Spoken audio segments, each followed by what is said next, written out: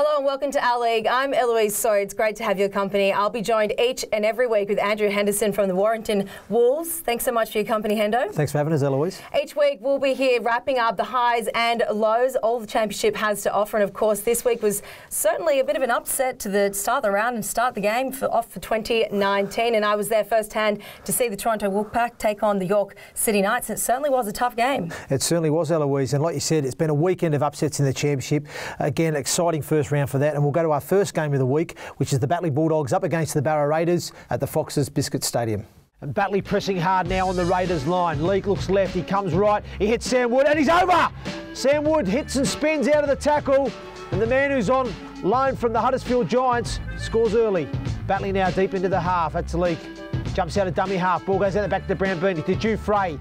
Ball's been knocked down by Spedding, that's an intercept there by Jake Spedding. The former Saints flyer, is he going to go all the way? They're chasing hard now, the Bulldogs. Will they get there? No, they won't. Get in, son. Whooshka! Jake Spedding scores for the Raiders. Great try there for the Barra Raiders. Jake Spedding. Fantastic intercept. It goes the length of the field. Batley now. Close to the line. Last tackle, Sean Leake. It's a slow play the ball. He shimmies out and he spun. He's got there. Yes, he has. Sean Leake scores for the Bulldogs. Fantastic try. Raiders now Spedding to John O. Smith. Don't tell me he has. Yes, he has! John O. Smith has bulldozed his way close to the line. Disappointing try there to concede. Batley now, Drew Fray coming across, looking to drop people under. Shows it, goes out the back to Brambini. Shows it goes. Oh, like Moses parting the Red Sea. Brambini goes through and scores to the right-hand upright. And that's a great try for the Batley Bulldogs. The Raiders, Gallimore. Puts the kick through. It bounces. Oh, he's fumbled! Oh, Spedding in for his second. And what a critical error there from Wayne Reddy. He just lost his footing and the bounce of the ball beats him. The Raiders now close to the line, 10 metres out. Short pass, good shot there from the Bulldogs on Aspinwall. Late flick out though. It's Ritson. He's weaving, he's fending. Ducks under one, beats another, and he's got to get there. T. Ritson scores for the Raiders. Fantastic individual effort there from Ritson. Had no right to score that try. Gallimore puts it in a touch and that's full time. What a win there for Paul Crear and his men. 22 points to 18. Welcome back. Well, Hendo, what a game that was. A bit of an upset there as well. Certainly was some impressive tries, but one has to mention that Jake Spedding, came through the ranks at St Helens. Is that correct? That's correct. Look, he was a young player that came through the Saints system. Again, touted for big things. Managed to get a few Super League appearances there and has now secured a 2-year deal at Barrow. I thought he was really impressive in that game. The fact that the pace that he showed, certainly when he took that intercept try, going almost the full length of the field was outstanding in those boggy, heavy conditions. And as you rightly said, a bit of an upset that game. You know, Batley would have been favourites at home, especially with the hill at Mount Pleasant. We all know the infamous hill. You know, this it plays heavily in their advantage. I think that's a fantastic result for Paul Creary and his men in the opening game of the round. What do you think Batley will focus on this week as they sort of maybe go back to the drawing board? And it is only early on. I mean, it certainly was an upset at home, but what do they take away from that looking forward? Yeah, it was, like I said, a disappointing one. I think they've had a pretty decent pre-season campaign of the Bulldogs, and I think Matt Diskin will be disappointed that they didn't get the result. I think they got caught napping on a few occasions close to their try line. There was some disappointing tries conceded on the goal line there, so I think their try line defence will be the focus this week. So Batley now hit the road next week. They take on Featherston. They also had an upset, which we will get to in just a moment, but in terms of Batley, what was sort of one of the highlights? You know, you said that they can take away, maybe work on their defence, but what's something that was sort of, you know, did stick out to you that they could really, you know, take away from it? Well, look, one thing that Batley are renowned for is their work ethic. They're a hard-working team. They're an honest team. You know, they don't have the best players on paper, you know, in terms of the team itself, but they've got some good individuals in there. Don Brambini's seasoned campaigner there in the halves. Yeah, they'll be looking to him to really guide the team around next week and execute a really good kicking game there at Featherston, as well as James Brown coming off the bench. He's just a menace. He's a nuisance. You know, he really disrupts the opposition with the way he carries the football. So I think they'll be the two players they'll be looking to really kind of lay that platform and build off the back of going into next week. All right, so the another upset of the round with Featherston and Bradford. No one really saw this one coming. I think there was, a lot of people had money on maybe Featherston this week, just seeing the new recruits over the off-season. Probably a big pre-season for them as well, but only just fell short. Yeah, well, obviously, as we know, Featherston have got a strong link with the Leeds Rhinos, and I think they had 4 players on dual registration with them this week, which certainly bolstered their ranks. They have got some other quality individuals. They brought the 2 Papua New Guinean boys in, the internationals there, the Boas brothers, as well as some, they've got some seasoned campaigners there, and Scotty Wilden up front, and who've got abundance of Super League experience. So they're a pretty well-balanced team, Featherston, and albeit Bradford are still probably running off a real high, gaining promotion last year from League One into the Championship, they have established a strong squad as well. But yeah, I think Featherston would have fancied their chances, even though they are away from home. But I know John Keir would have had his men fired up. He's the motivator, Mr. Motivator, they say, in terms of coaching, and he certainly had his men fired up to get the job done. Another player on debut was Cameron King, who's come across from the NRL in Australia, of course. We will have a full wrap and go through debrief after this, but look out for the controversy in these highlights. Walters plays the ball. King out of dummy half to Asay Boas. He feeds the kick through. Oh! Mistake there from Lilly, and Watson. Boas pounces and takes the spoils. First blood Featherston Rovers. And a criminal mistake there from Jordan Lilly, the man that's dubbed the legend. Self-proclaimed, that is, that nickname.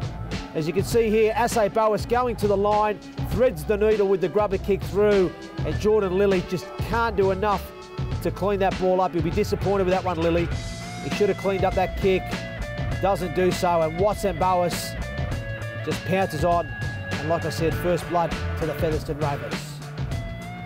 Bradford now, last tackle, centre field 30 out. Ball goes to Chisholm. High kick up in the air.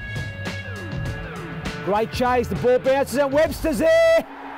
Jake Webster, the new signing for the Bradford Bulls from the Castleford Tigers, scores in the corner and levels it all up. Bradford now again on the attack. Jordan Lilly, neat little kick in behind. Kick chase team coming at Bradford. Oh! Is he there? He's claiming it. Dane Chisholm's claiming it.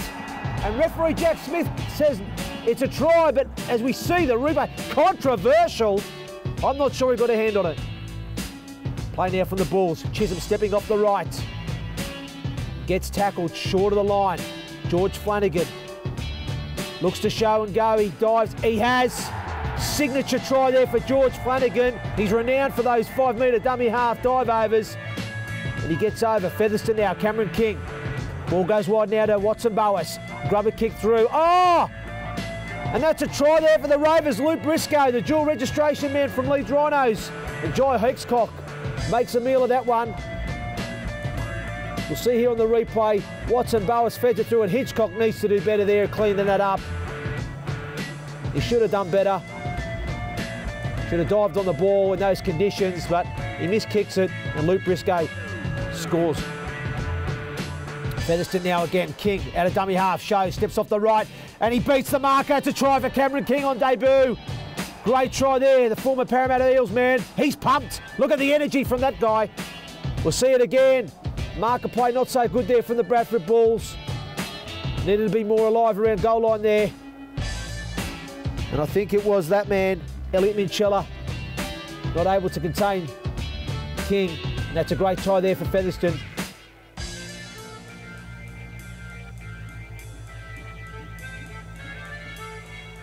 Last tackle now. Bradford, 10 metres out. Ball goes back for Flanagan and Chisholm. Is this going to be the game winner? Yes, it is. It is indeed. Well executed drop kick from Dane Chisholm. He puts him ahead. Flanagan shows left, comes right. And that's it, full time. And the Bradford Bulls win at home. Back in the championship, 17 points to 16. Gallant effort from both teams, but Bradford just coming out on top. Great start for John Keir and his men. That was Bradford's first win over Featherston since 2016. That certainly is a little bit of an encouragement for them heading into 2019. Hendo, what did you make of that? Yeah, well, like you said, there was some controversy involved in it, let's be honest. I mean, that try from Bradford, certainly when you slow it down and you see it on the replay there, I'm not sure he grounded that ball. So I think the Featherston Rovers team will be feeling a little bit aggrieved, should they say. But it was just great for me to see the Bradford fans turning out in numbers again there, really getting that place rocking. It almost brought me back to the the time when Bull Mania started. I'm hoping for Bradford and their fans that we'll see a resurgence in the Bulls and hopefully get back to their best. Hendo, there certainly is some positivity that Featherston can take away. Obviously, they've got a new look spine. They've got Cameron King, who's come across from the NRL. They've also got the Boas brothers, who are the Papua New Guineans, that were on debut yesterday. Certainly, that'll take some time to develop over the next couple of weeks. No, absolutely, Eloise. And I think, there's some really encouraging signs there for Featherston. As you rightly say, it's a new look spine. They're all overseas players, so they've not only got to get used to each other, but they've also got to get used to the conditions and that this English competition throws up this part of the season. So, I thought Cameron King really took his try well. I thought the two Boas brothers really linked up well when they took their try. So, like I said, some really encouraging signs for those guys and for Featherston moving forward. Let's take a look at the rest of the results from the championship. Up first, Leigh Centurions 24, victors over Toulouse Olympique 16. Certainly was a confidence boost for Leigh. Absolutely, and I have to admire what Coach John Duffy has done there. He's recruited Leathers, but that means people from Leigh, players that have played at the club, homegrown from the area. I mean, Mickey Heim, who's a stalwart, a talismanic figure for the Leigh Centurions as captain. Martin Ridyard returns from Featherston. Johnny Pownall, another one that's been part of that Leigh success in the past. So to see all those players back in Leigh colours, I think that bodes well for them. It gives them a little edge, and like I said, great result there. They wouldn't have been favoured to beat Toulouse, even though it was at home. So that's a fantastic confidence boost for them. Up next, Sheffield Eagles 64, Swinton Lions 10. They certainly put the Lions on the sword. They did, wow. Great to see my old club get a result like that, and Sheffield have been a little bit indifferent in recent seasons, so I think they've really recruited well in the off-season. I think they've built a pretty strong squad and a good balance of youth and experience, and that's a great result for them in round one. But interesting to see if they can keep that attacking momentum going throughout the championship, that's for sure. And will be indeed. Up next, Widnes Vikings 40 over Halifax 16. Certainly probably didn't see the scoreline to be as big as it was, but there was a special moment right at the end of the game that wasn't actually on the field. No, it wasn't, and full credit to Anthony Gelling. I think he... a lot of people didn't think he was going to arrive and play in the championship with Widnes. There was a lot of speculation he was going to go elsewhere, and the fact that he's fulfilled his commitment to that, and then to see that touching moment at the end, obviously Coach Kieran Patel had obviously pulled him off once the game had been put to bed, and he went and spent the last 10 minutes with a young kid that wanted his autograph and sat with him and watched the rest of the game. I mean, that's fantastic, and that's what we're about as a game. I thought it was a brilliant moment. But in terms of the game itself, I think it's a really good performance from Widnes. I think both clubs are proud clubs, and they're both great at developing their own talent. Halifax have a great program of developing their own, as have Widnes. I think there was 10 Widnes homegrown players involved in that fixture yesterday. So I think it's a credit to both clubs that they continue that youth development and fly that flag. But I think that's a pretty comprehensive victory there for Widnes. Last but not least, Toronto Wolfpack 14 over York City Knights 0. Now York City Knights certainly made Wolfpack work for this one. Let's have a listen to Brian McDermott, who's the new coach at Toronto Wolfpack, at the end of the 80 minutes. York just kept coming out, and I thought our attitude towards their hard work was great as well. But I'll tell you, as soon as we give any less than a 9 out of 10 effort, I'm sure they would have broke us down. And that's why I look at our fellas defensive and I think that's good. That bit to work on in offence. Our kicking game was shocking for the first 25 minutes of the game, and York's was nearly 10 out of 10. But I'm going to keep going back to the hard work aspect of it and the attitude when things aren't going your way, which I'm sure we'll have one or two of those more this year. All right, let's take a look at round two. Certainly some exciting matchups. First up, Barrow Raiders versus Sheffield Eagles. My pick here is the Eagles going to come away with the brownie points. I'd have to agree with Eloise. I think Barrow will take a lot of confidence out of that first round win away at Batley. Again, they are strong at home, but the way Sheffield, I think the quality of the players within their squad, I think they'll be confident after that mauling of the Swinton Lions, and I'm with you. I think they'll go to Craven Park and get the result. They'll roll with the momentum there, certainly. Yep. Up next, we've got the Dewsbury Rams up against the York City Knights. Off the back of the York City Knights, I think they were pretty fired up. I'm going to take them this week. I'm going to tip them. Yeah, I'm going to go with you as well, Eloise. I think York will have a little bit too much quality for Dewsbury. I think York will take a lot of confidence from the way they performed against Toronto, and I think James Ford will have his team ready to go, and I think they'll get the spoils. Featherston Rovers, Batley Bulldogs. I'm going to have to say Featherston here as well, just given that spine coming together, another week under their belts, training. Maybe they can come away with the points here. Yeah, I think being at home as well, I think that's going to be a telling factor. I think they, again, sometimes it will depend on what players are going to get from Leeds as well, could have a bearing on the outcome, but I do think that there's probably just a little bit too much quality. Batley, in saying that, they will be hurting from that loss against Barra. So I certainly expect a response from Batley, but I'm not sure it's going to be enough. So I'm with you. I'll tip Featherston. Up next, we've got Halifax up against Leigh Centurions. I'm going to go with Leigh on this one. Well, I'm going to have to go against you for this time. First time. I'm going to go with Halifax. I think Leigh have had a great performance against Toulouse, and I think we'll go there with confidence. However, I think Halifax will be hurting and licking their wounds from the Widnes game, and I think they'll bounce back. I think Richard Marshall will get a good response this week. I think you'll see a good response from Halifax and a win at home.